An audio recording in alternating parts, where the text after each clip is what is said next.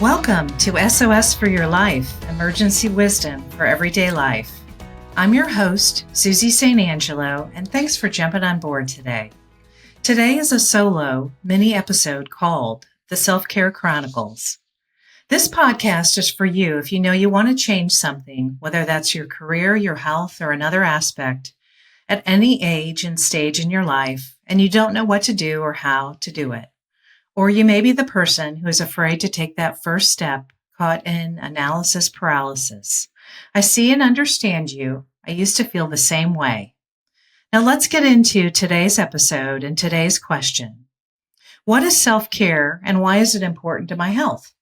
It's another great question. It's important to notice when you need self-care and why. The art of taking care of ourselves is holistic, meaning our entire emotional, physical, mental, and spiritual selves. Sometimes we lean too far in one area and overlook other ones, only to notice the effects when a need isn't being met.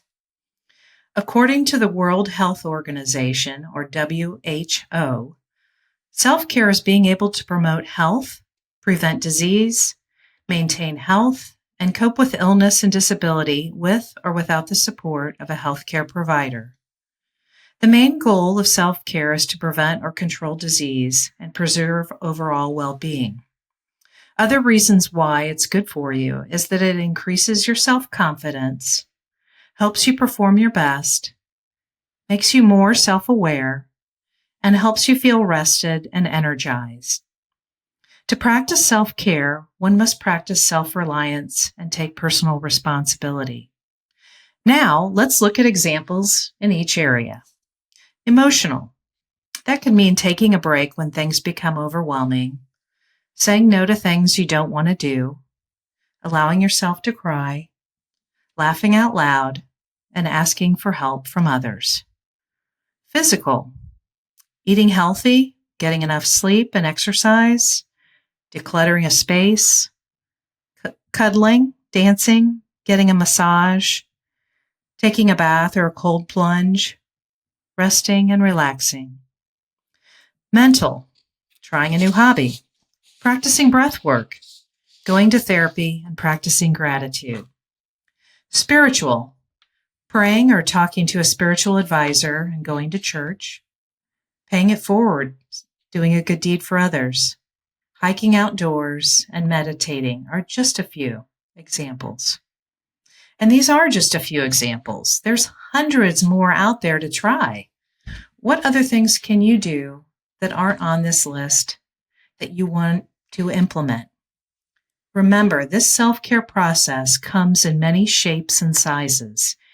You do you. And when you do, you may notice that you're more grounded and calmer. I know because that's how I feel when I take time to recenter myself. Some may say this is selfish. It is not. It's an intentional, regular act of devoting ourselves to protecting and sustaining our holistic self. So here's your SOS. First, notice when you're out of whack. You can go back to the circle of life exercise I talked about in an earlier podcast episode to see what area of life is out of balance. 2, you can do a body scan and see if something physical, mental, or emotional is coming up for you. Once you know, then 3, you can pick one or more small activities, put it on your calendar, or ask a friend or your friendly health coach to keep you accountable and adapt it into your life. Again, small steps lead to big changes. As you begin to do this, your self-awareness increases. And when you become more self-aware, you can recognize what you need to get back into balance. It really is a form of reparenting yourself. And maybe, just maybe, it might prevent future illness from appearing. Listen, if you don't take care of yourself, who will? Friends, sadly, that's all the time we have today. Thank you for listening to SOS for Your Life, Emergency Wisdom for Everyday Life. Today's episode was a summary of the importance of self-care and everyday examples to adopt. Quick reminder on how you can support this podcast: like and share, send me a review, or any questions you might have, and your question may be featured on an upcoming episode. Follow me on Instagram, and if you'd like to be added to my weekly email newsletter, send me your email address. I'm happy to include you. And reach out to me if you're interested in finding out more about coaching and breathwork sessions. Until next time, take care and see you soon.